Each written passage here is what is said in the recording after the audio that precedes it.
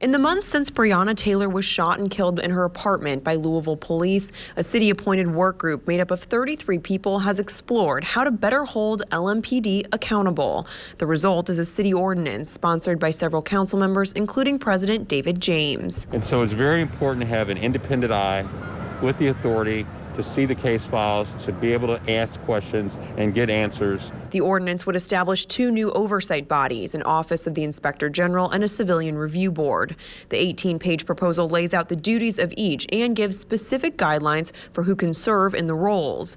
The Inspector General would be appointed by the mayor from a list of 3 candidates and must be approved by Metro Council. That person cannot have any affiliation with LMPD or any other law enforcement agency in Kentucky.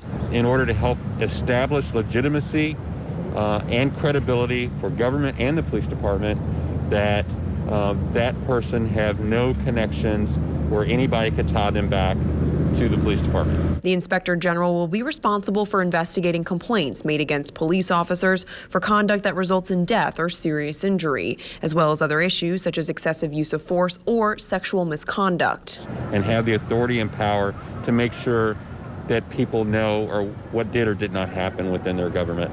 The Civilian Review Board would be responsible for greenlighting the IG's investigations. It would be made up of 11 people, all appointed by the mayor. 3 would be recommended by the Metro Council, 4 chosen by the mayor, and 4 nominated by select organizations, including the Louisville Urban League and the ACLU of Kentucky.